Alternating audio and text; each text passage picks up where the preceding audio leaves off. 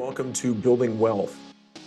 About 20 years ago, I was introduced to this resource by a friend of mine, and I've used it many, many times over the last 20 years to help people understand what wealth is, understand how they can use their money to accomplish their goals.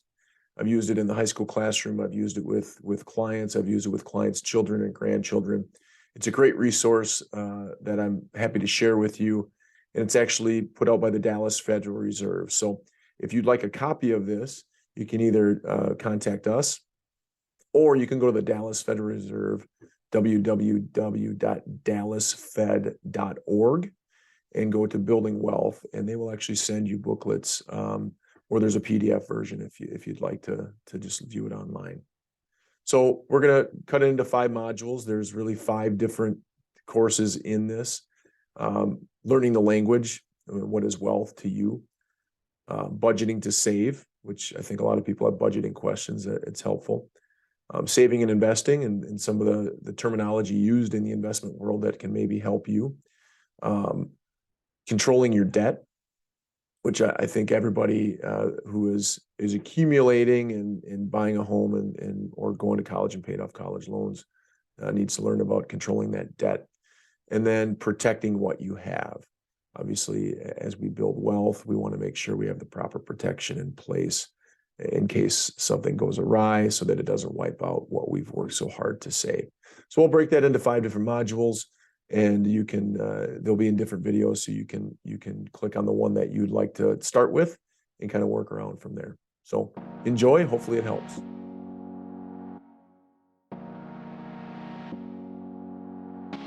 Welcome to the first part of Building Wealth. We're going to talk a little bit about defining your wealth, and then we're going to get into learning the language. And so let's start with definition of wealth. If you're going to create personal wealth, it's very important that you determine why it's important to you, what wealth is to you.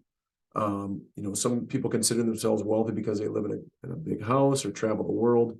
Others believe they just want to pay their bills on time, right? So we really want to define why wealth is important to you, so that you have motivation to build and grow that wealth. So in this workbook, there's some basic information. It doesn't get super in depth on everything, but certainly helps touch on some things that are important on your building wealth journey.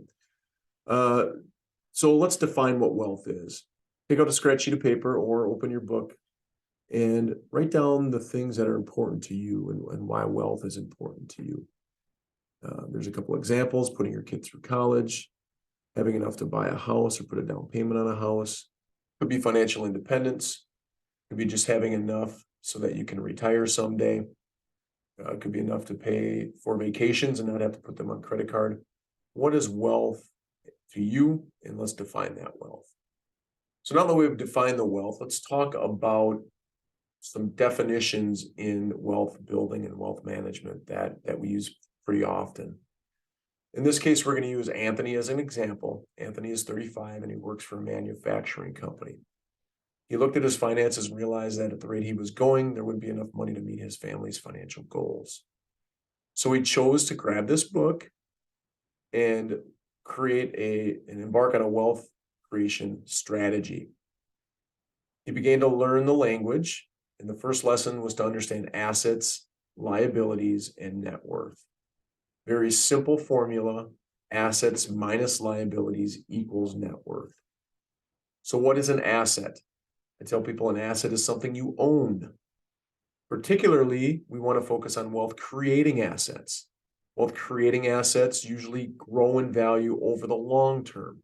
Okay, those examples of those might be a savings account, a retirement plan, stocks and bonds, a house. Those are things that typically grow over time or increase in wealth, increase in value over time.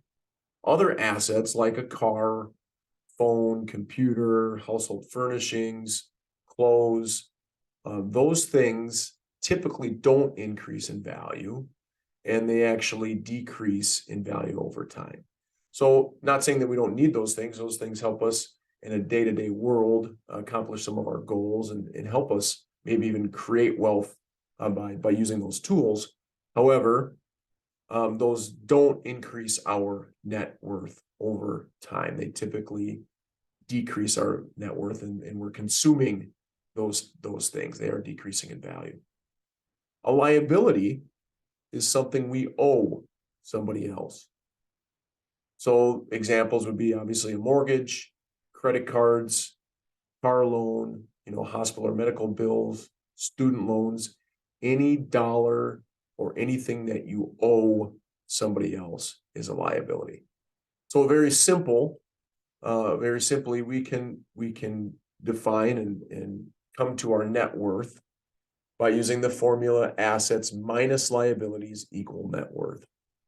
This is a simple balance sheet, and using Anthony as the example, his cash and savings, the stocks and other investments that he holds, his 401k or IRA.